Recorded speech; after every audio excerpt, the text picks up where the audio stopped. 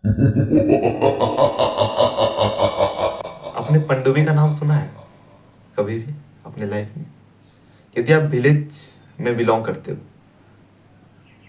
तो जरूर ही सुना होगा पनडुब्बी का नाम। यदि आप सिटी में रहने वाले हो तो पनडुब्बी का नाम नहीं सुना होगा। तो ये रिसेंट में ये घटना बिहार की है। बिहार काफ़ी पॉपुलर है बांध के मतलब कि तालाब के विषय में। वहाँ पर काफ़ी ज़्यादा तालाबें हैं। दिन में तो मछुआरे रहते हैं, औरतें रहती हैं, मछुआरे मछलियाँ पकड़ते हैं, काफ़ी हेल मेल का इन्वायरमेंट रहता है। लेकिन रात में वहाँ पर कोई जाना भी पसंद नहीं करता, ना मछुआरे ना औरतें। ऐसा क्यों?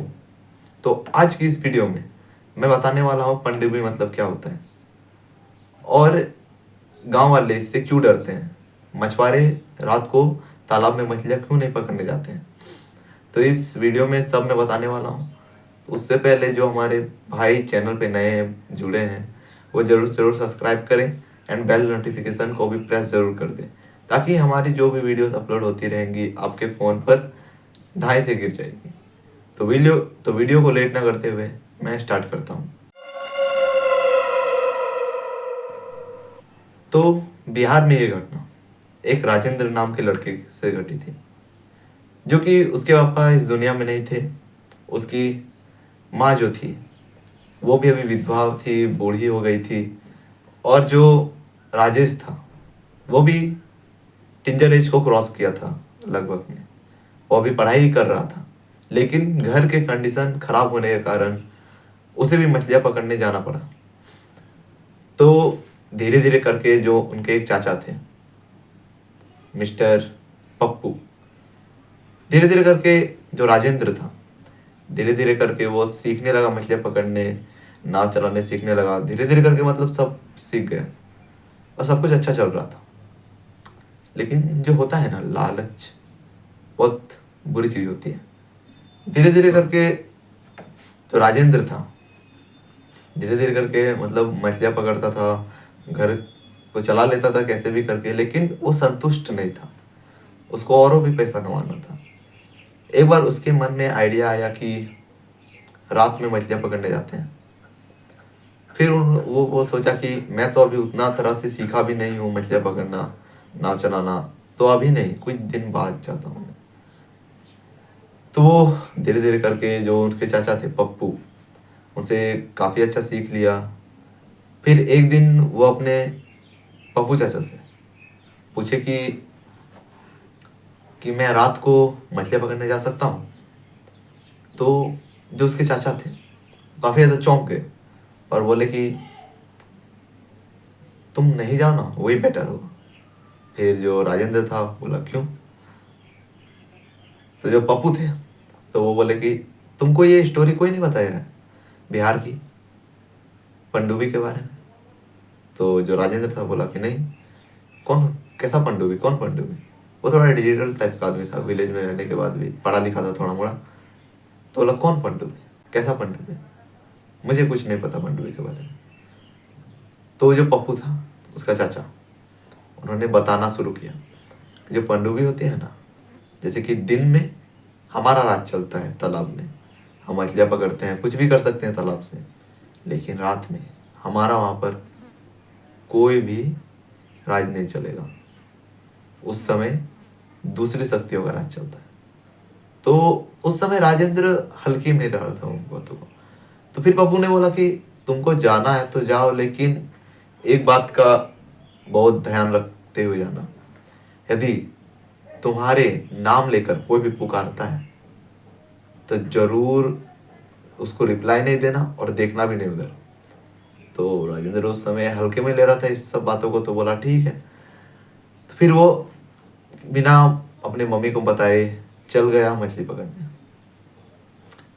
तो जैसे ही उसने मछली पकड़ना शुरू किया, काफ़ी देर हो गई, काफ़ी अच्छा उसने मछली भी पकड़ लिया था।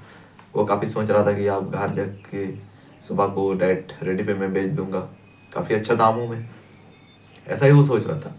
तो कब 12 बज गया उसको पता भी नहीं चला। तो जैसे कि 12 बजे ना, उसको फिर मछलियाँ पकड़ने का मन नहीं करने लगा, थकानी टाइप का लगने लगा। वो तो दिन में भी काम किया था और अभी रात में भी कर रहा था, इसीलिए थोड़ा थकानी टाइप का उसको लग रहा था। तो उसने सोचा कि ये लास्ट बार मैं जाल को फेंकता हूँ, उसके बाद घर चल जाऊँगा। तो वो ऐसा ही किया, फेंका जाल को और घर जाने के लिए रेडी होने लगा, जाल उल समेटने लगा, मछली उछली को रखने लगा। तो जैसे ही उसने नाव को बढ़ाया ना, तो उसको लगा ना कि कोई उसका नाव को पकड़े हुआ है, उसका नाव को आगे ही नहीं बढ़ने दे रहा है। तो ये देख के काफी डर गया राजेंद्र, थोड़ा पानी की ओर देखा तो कुछ नहीं, थोड़ा देखा इधर उधर, कुछ नहीं। तो थोड़ा हड़बड़ी में थोड़ा जो चप्पू होता है ना, उसको पानी के अंदर घुसाने लगा, निकालने लगा। तो उस समय तो थोड़ा ठीक ही रहा, फिर नाव चलने लगा, तो वो भी पूरा स्पीड से चलाने लगा चप्पू को। तो फिर पीछे से उसके पिता की आवाज में उसको एक आवाज आने लगी, राजेंद्र, राजेंद्र। तो फिर जैसे ही राजेंद्र मुड़ने वाला था, तभी उसके चाचा की बात उसको याद आई कि कुछ भी हो जाए पीछे नहीं मुड़ना, तो पीछे मुड़ा तो बहुत गलत हो सकता है तुम्हारे। उसको भी थोड़ा लगने लगा कि नहीं, पीछे नहीं मुड़ूंगा, मेरे पापा तो कितने सालों पहले ही मर चुके हैं, मेरे पापा के आज में कौन हो सकता है, और मेरे पापा मुझे बुलाएंगे ही क्यों, वो तो इस दुनिया में भी नहीं है। तो ऐसा ही करके वो और तेजी से चलने लगा उसे, धीरे धीरे धीरे धीरे करके वो आधा रास्ता जैसे पहुंचा ही था, तभी उसको लगने लगा ना कि कोई इसके पीछे से आ रहा है, उसको लगने लगा कोई इसके पीछे से आ रहा है। तो वो और तेजी से चलने लगा, और वो जो आवाज था ना और बढ़ गया, बढ़ते बढ़ते आवाज बढ़ते बढ़ते बढ़ते बढ़ते उसको ऐसा लगने लगा कि उसका कान तो फट जाएगा। वो कैसे में से करके दौड़ते दौड़ते हाँफते हाँफते घर चला गया, और घर जाते ही अपने मम्मी के सामने बोल दिया कि मैं रात को मछलियाँ पकड़ने गया था। तो उसकी मम्मी पूरे परेशान हो गई और दौड़ के घर में गई, और सबसे पहले गंगा जल लेके आई। गंगा जल लेके आने के बाद उसके सर पर छिड़काव किया गंगा जल का, और थोड़ी देर बाद उसको थोड़ा रेस्ट टाइप का लगा। फिर जो राजेंद्र था अपनी मम्मी से पूछा कि ये सब क्या है, पनडुब्बी क्या है। तो उसकी माता ने बोला कि जो तुम्हारे पिता है ना, वो भी ऐसे ही एक रात आए थे काफी हड़बड़ी में, और उससे अगले दिन उनकी मृत्यु हो गई। इसकी एक स्टोरी थी, जैसे कि दिन में होता है ना हम लोग का राज, लेकिन रात को दूसरे जो मतलब कि तालाब में डूब के मरे होते थे ना, उनकी आत्मा वहां पर भटकती थी पनडुब्बी के रूप में, और वो काफी भयंकर हुआ करती थी। उनका शरीर तो इंसान जैसा रहता था, लेकिन मुंह देख कर ही आदमी डर जाए, देख कर ही, मुंह देख कर ही बोल दे कि ये कोई इंसान नहीं है। तो जैसे जैसे अपने पिता की स्टोरी उसने सुनी, तो काफी ज्यादा उसको डर लगा, और जाके अपने रूम में सो गया। तो सोते सोते उसे अपने आप उसके मुंह में पानी गिरने लगा, और जैसे उसकी आंख खुली तो वो देख रहा है कि हम डूब रहे हैं। उसने हड़बड़ी में उठा तालाब से, तब तक के लिए उसकी आंख खुल गई। उसने कहा कि that is dream, only for a dream. But किसको पता था कि ड्रीम नहीं है, सच्चाई है, रियलिटी।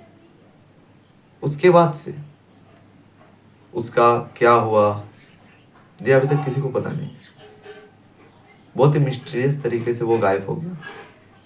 तो इस स्टोरी में मैं बस एक ही बात कहना चाहता हूँ कि आपको कुछ भी करना है, लेकिन कभी दूसरे यूनिवर्स की शक्तियों को कभी ललकारना नहीं है। ये जो दूसरे यूनिवर्स की शक्तियाँ होती हैं ना, वो हमारे से बहुत ज़्यादा अलग होती है। हमारी दुनिया और उनकी दुनिया बहुत अलग होती है, इसी कारण हमें उनसे पंगा ना ही ले तो ज़्यादा बेटर होता है। तो मिलते हैं नेक्स्ट वीडियो में।